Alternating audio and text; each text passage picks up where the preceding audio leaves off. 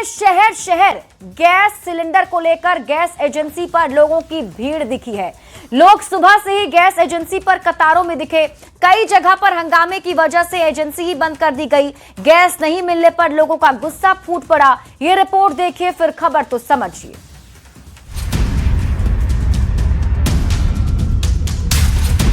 ये तस्वीर है पटना की, जहां एलपीजी सिलेंडर नहीं मिलने के बाद आक्रोशित लोग बीच सड़क पर उतर आए हैं। गैस नहीं मिलने के बाद लोगों ने सड़क जाम कर दिया।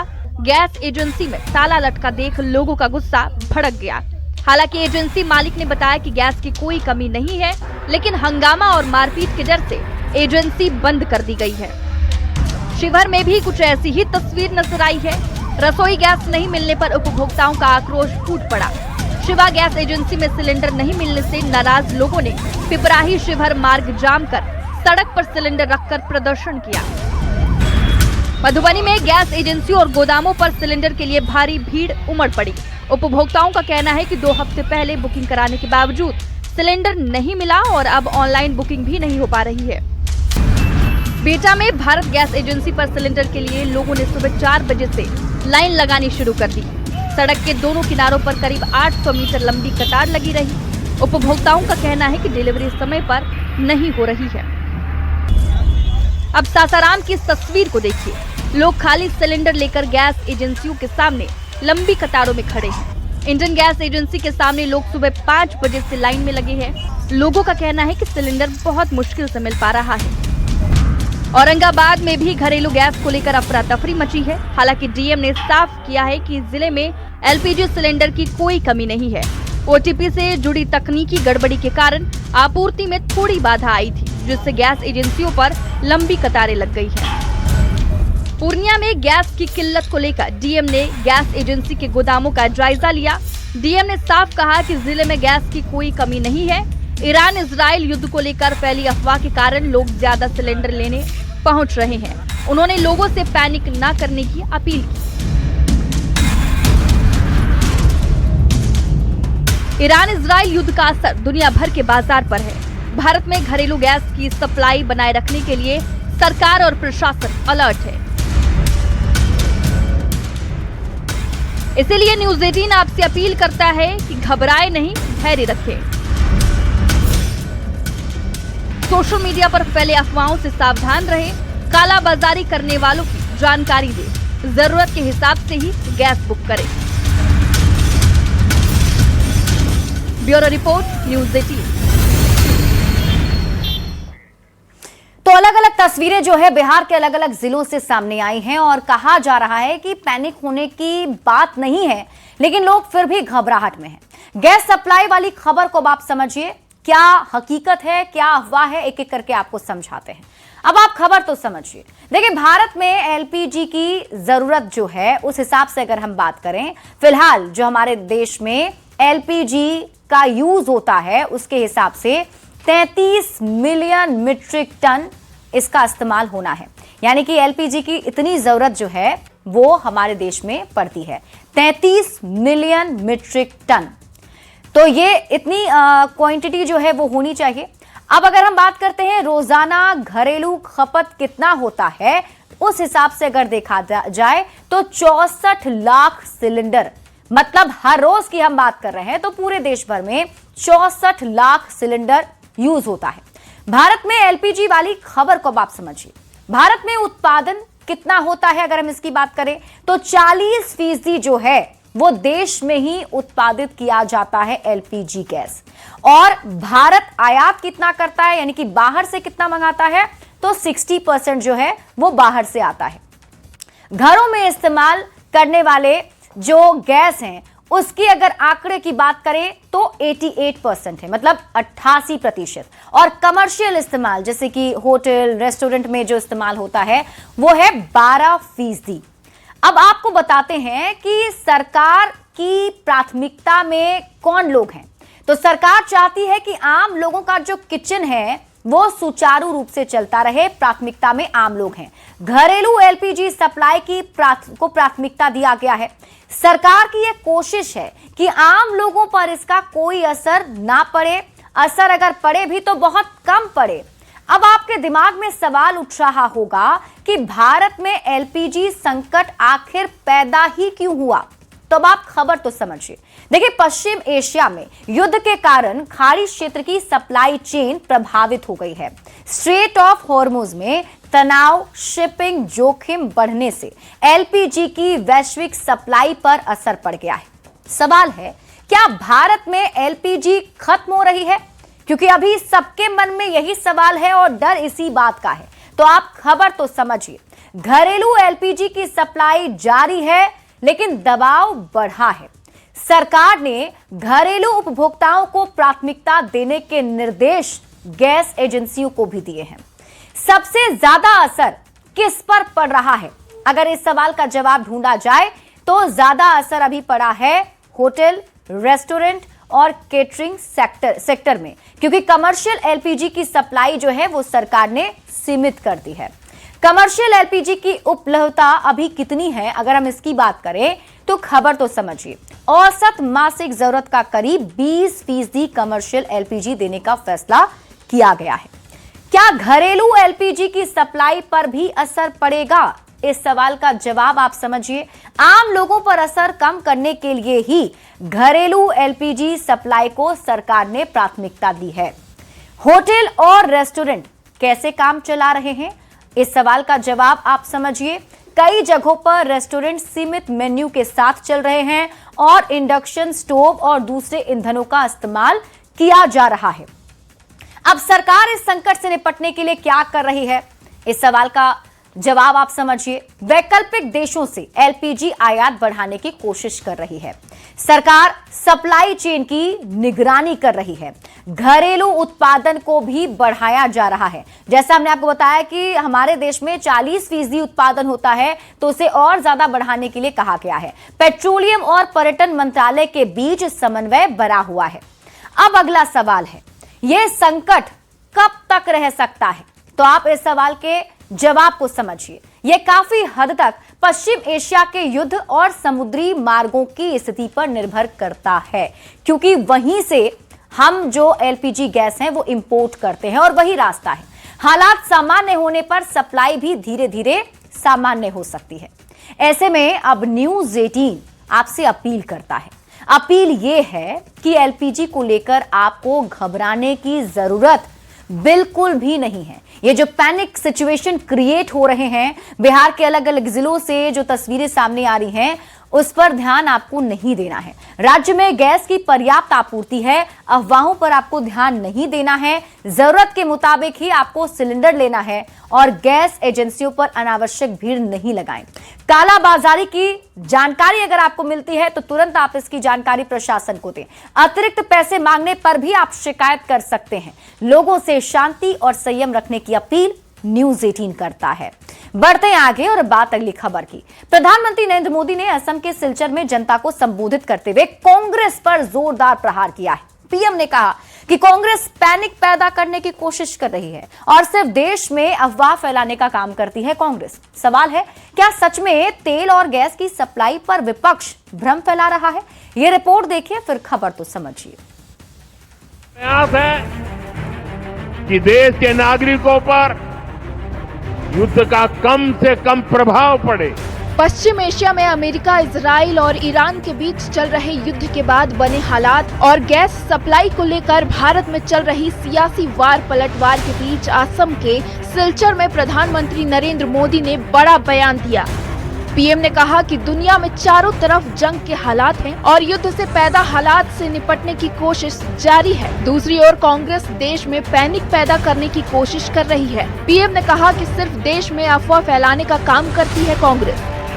इस समय कांग्रेस से उम्मीद थी कि वो एक जिम्मेदार राजनीतिक दल की भूमिका निभाए, लेकिन कांग्रेस देश हित के इस महत्वपूर्ण काम में भी फिर एक बार फेल हो गई।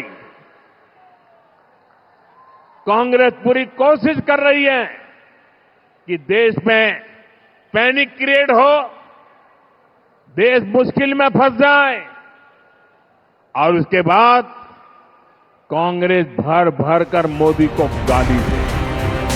कांग्रेस पर पैनिक पैदा करने की कोशिश वाले प्रधानमंत्री के बयान पर बयानबाजी का दौर तेज हो चुका है। कांग्रेस ने पीएम के इस बयान पर पलटवार किया है। सच तो यह है कि झूठ की राजनीति इस देश में कोई करता है तो बीजेपी वाले लोग करते हैं। तो बीजेपी नेताओं का कहना है कि पीएम ने बिल्कुल सही कहा है। देश की जनता हर एक राज्यों से कांग्रेस पार्टी का विदाई करना चालू कर दिए हैं।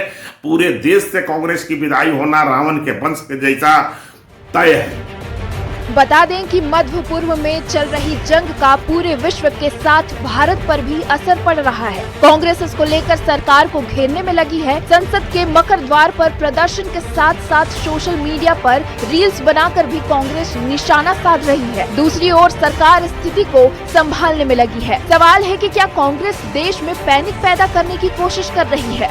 न्यूज़ 18 के लिए रवि एस नारायण के साथ ब्यूरो रिपोर्ट।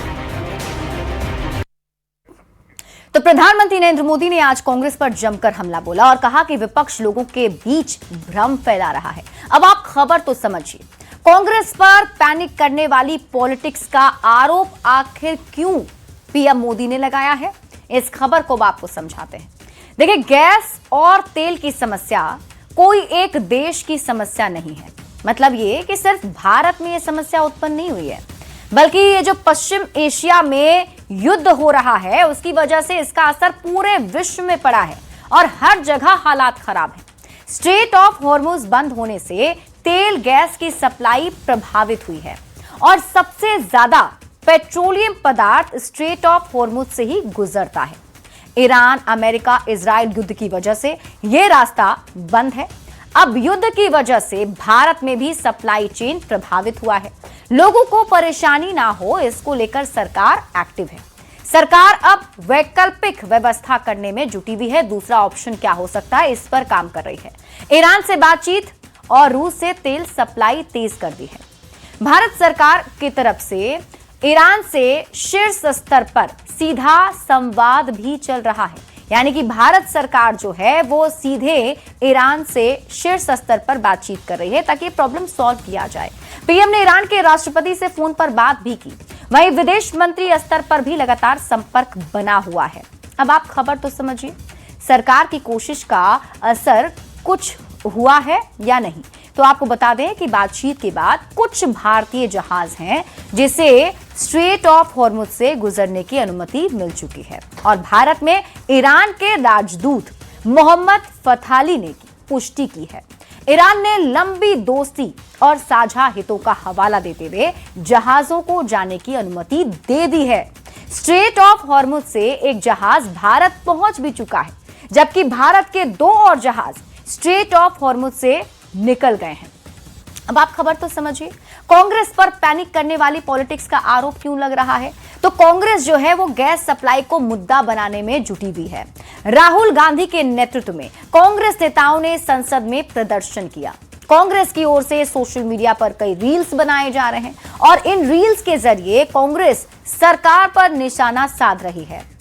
इसीलिए ये आरोप पीएम मोदी ने कांग्रेस पर लगाया है। बढ़ते हैं आगे और बात अगली खबर की। बिहार में शराबबंदी पर सवाल जारी है। छपरा के मशरक में जहरीली शराब कांड के बाद केंद्रीय मंत्री जितन राम मांझी ने एक बार फिर से शराबबंदी पर सवाल उठाए हैं। तो जन स्वराज के संयोजक प्रशांत किशोर ने आरोप लगाया कि शराब के अवैध कारोबार से हो रही कमाई में पुलिस और प्रशासन के बड़े अधिकारी शामिल हैं। अब बड़ा सवाल है कि बिहार में बार बार शराबबंदी पर सवाल क्यों उठ रहे हैं। दारू पी ले रहा बेटा, शराबबंदी के जो क्रियान्वयन करने वाले लोग हैं वो लोग गड़बड़ी करते हैं। शराबबंदी पर यह बयान है केंद्रीय मंत्री और बिहार के पूर्व सीएम रहे जितन राम मांझी का। मांझी ने एक बार फिर शराबबंदी पर सवाल खड़े कर दिए हैं। छपरा में जहरीली शराब कांड पर मांझी ने कहा वो शराबबंदी के पक्ष में है, लेकिन अधिकारी गड़बड़ी करने में लगे हैं। शराबबंदी कानून को ठीक से लागू नहीं किया जा रहा है, अधिकारी ही सरकार को बदनाम कर रहे हैं। शराबबंदी किया गया बहुत अच्छा, लेकिन शराबबंदी के जो क्रियान्वयन करने वाले लोग हैं वो लोग गड़बड़ी करते हैं। पैसा लेकर के 6 लाख आज केसेस हुए हैं, उसमें 4 लाख वैसे ही केस हैं जो गरीब लोगों को पकड़ा गया है। तो कहने का मतलब इम्प्लीमेंटेशन अथॉरिटी हैं वो गड़बड़ करके सरकार को बदनाम करा रहे हैं। बिहार में शराबबंदी पर सवाल करने का सिलसिला जारी है। जनसुराज के संयोजक प्रशांत किशोर ने भी बिहार में जहरीली शराब से हो रही मौत पर बिहार सरकार पर हमला बोला है। पीके ने कहा, माफिया और प्रशासन का गठजोड़ फल फूल रहा है और गरीब जनता जान गंवा रही है। पीके ने आरोप लगाया कि शराब के अवैध कारोबार से हो रही कमाई में पुलिस और प्रशासन के बड़े अधिकारी शामिल हैं।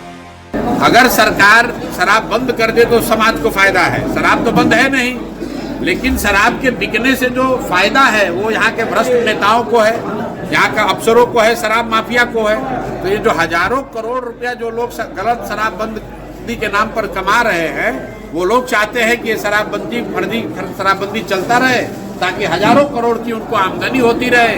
गरीब आदमी या नया लड़का जो गांव में है वो शराब पीकर मर रहा है या सूखा नशा कर रहा है, उससे उनको कोई लेना देना नहीं। छपरा के मशरक में जहरीली शराब कांड के बाद फिर शराबबंदी कानून सवालों के घेरे में है। बिहार में जहरीली शराब लगातार लोगों की जान ले रही है। शराबबंदी पर विपक्ष के साथ अपने भी सवाल खड़े कर रहे हैं। बड़ा सवाल है कि बिहार में शराबबंदी के बावजूद कैसे जहरीली शराब बिक रही है। जहरीली शराब से हो रही मौत के लिए जिम्मेदार कौन है? शराबबंदी पर बार बार सवाल क्यों खड़े हो रहे हैं? न्यूज़ 18 के लिए नवादा से अनिल विशाल के साथ जहानाबाद से राजीव रंजन बीमल की रिपोर्ट। तो बिहार में हुए जहरीली शराब कांड के बाद एक बार फिर से शराबबंदी पर सवाल उठने लगे हैं। अब आप खबर तो समझिए, बिहार में शराबबंदी पर सवाल आखिर क्यों?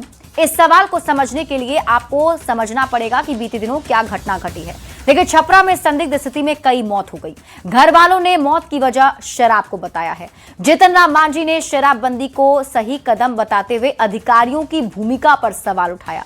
प्रशांत किशोर ने भी कहा कि शराब की अवैध कमाई में जो बड़े बड़े पुलिस अधिकारी हैं वो हिस्सेदार हैं।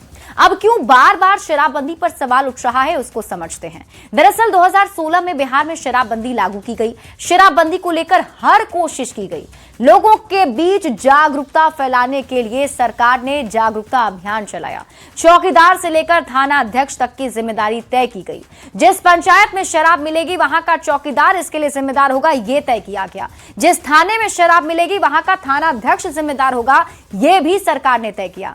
लेकिन आरोप है कि जहरीली शराब पीने से मौतें हुई हैं।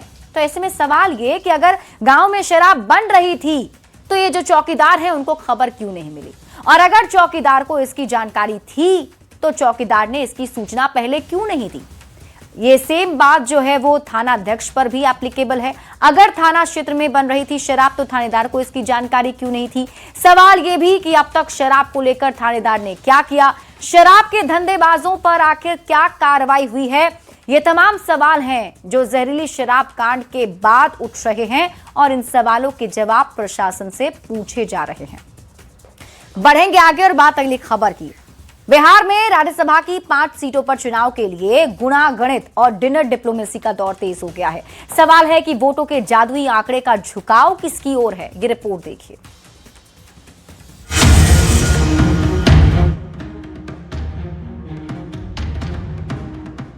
बिहार में खाली हो रही राज्यसभा की 5 सीटों पर 16 मार्च को चुनाव है। चुनाव को लेकर डिनर डिप्लोमेसी और सियासी जोड़ घटाव का दौर भी तेज हो चुका है। आरएलएम अध्यक्ष उपेंद्र कुशवाहा के बाद रविवार को संसदीय कार्य मंत्री विजय चौधरी के आवास पर एनडीए नेताओं की बैठक है। उसके पहले डिप्टी सीएम सम्राट चौधरी ने जेडीयू के कार्यकारी राष्ट्रीय अध्यक्ष संजय झा से मुलाकात की और राज्यसभा चुनाव की रणनीति पर मंथन किया। बैठक के बाद संजय झा ने कहा, बिहार की सभी 5 सीट पर एनडीए की जीत तय है।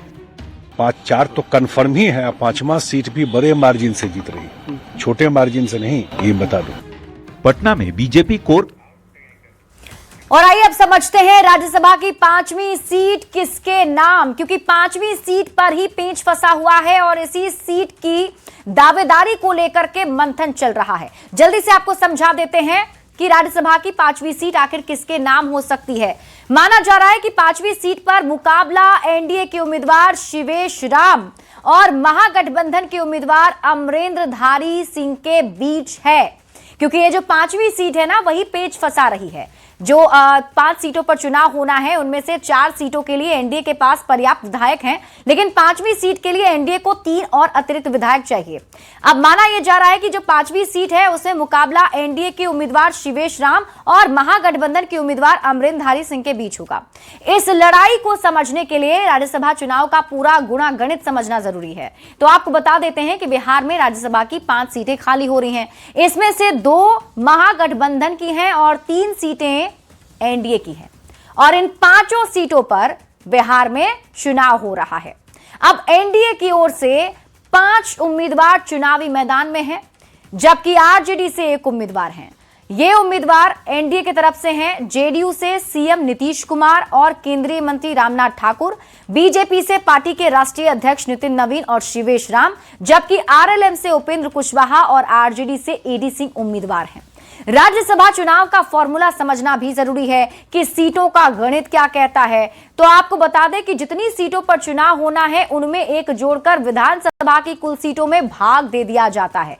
मतलब यह कि राज्यसभा की एक सीट के लिए 41 विधायकों का समर्थन चाहिए। अगर आप कैलकुलेशन करेंगे उस हिसाब से 41 विधायक चाहिए एक सीट जीतने के लिए। अब बिहार विधानसभा की बात करें तो अभी बिहार विधानसभा में एनडीए के पास 202 विधायक हैं, महागठबंधन के पास 35 विधायक हैं, जबकि असदुद्दीन ओवैसी की पार्टी एआईएमआईएम के पास 5 और मायावती के बीएसपी का 1 विधायक है। ऐसे में अगर राज्यसभा की 5वीं सीट पर पॉलिटिक्स को समझिए, एक सीट के लिए 41 वोट, ऐसे में 5 सीट जीतने को लेकर 205 सीटों की जरूरत है। एनडीए की बात करें तो बिहार विधानसभा में जेडीयू के पास 85 विधायक हैं। ऐसे में जेडीयू की 2 सीटें पक्की हैं जो अभी उसके पास है। बीजेपी की भी 2 सीटें पक्की हैं क्योंकि बिहार विधानसभा में बीजेपी के 89 विधायक हैं, यानी 2 सीट के लिए जरूरी संख्या 82 से 7 ज्यादा। मतलब यह कि एनडीए की 4 सीटें पक्की हैं, 2 बीजेपी की, 2 जेडीयू की सीटें, यानी सभी 5 सीट जीतने के लिए 205 सीटें चाहिए, जबकि एनडीए के पास 202 सीट है, यानी एनडीए को 5वीं सीट जीतने के लिए अतिरिक्त 3 और वोट चाहिए, मतलब 3 और विधायक का वोट चाहिए। अब बची 5वीं सीट जिसको लेकर चुनावी जद्दोजहद काफी तेज है। महागठबंधन की बात करें तो महागठबंधन के पास कुल 35 ही वोट है, आरजेडी की 25, कांग्रेस की 6, सीपीआईएमएल की 2, सीपीएम की 1 और आईपी की 1 सीट, यानी राज्यसभा सीट के लिए इस जरूरी 41 की संख्या से 6 कम। अब आरजेडी को 1 सीट के लिए कड़ी मशक्कत करनी पड़ेगी, और आरजेडी को अगर 5वीं सीट चाहिए तो उसे असदुद्दीन ओवैसी की पार्टी एआईएमआईएम के 5 विधायकों के समर्थन के साथ साथ बीएसपी के 1 विधायक का समर्थन जुटाना पड़ेगा। मतलब आरजेडी को महागठबंधन के साथ एआईएमआईएम और बीएसपी का समर्थन भी चाहिए। मतलब यह कि 5वीं सीट के लिए जोड़ तोड़ जरूरी है, जिसकी कोशिशें दोनों ही गठबंधनों की ओर से की जा रही है। हालांकि दोनों गठबंधन के सामने चुनौती है। महागठबंधन के लिए अपने विधायकों को एकजुट रखने की चुनौती है, अपने विधायकों के साथ साथ एआईएमआईएम के 5 विधायकों का समर्थन जरूरी है। तो एनडीए को 5वीं सीट के लिए अतिरिक्त 3 वोट जुटाने होंगे, और इसीलिए बिहार में फिलहाल जोड़ तोड़ की राजनीति चल रही है और इसे लेकर के बैठकों का दौर चल रहा है। इसी के साथ